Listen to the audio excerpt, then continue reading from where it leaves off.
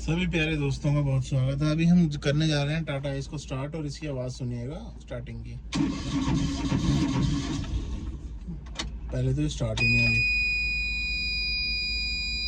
फिर से कोशिश करेंगे। तो दोस्तों मुझे ये बताओ, ये जो साइन आ रहे हैं इनके क्या मतलब है गाड़ी में? मैं थोड़ा गाड़ियों में इतनी जानकारी नहीं रखता हूँ। आई डोंट नो क्या साइंस है। एक तो चेक लाइट है नो, और बाकी पता नहीं क्या था। तो ये इसका हम पहला गियर डालेंगे और गाड़ी को बढ़ाएंगे आगे।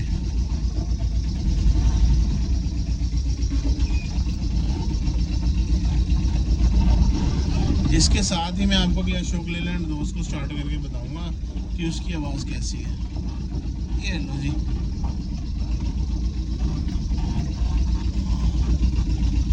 ये हम ले आए टाटा एस को यहाँ पे।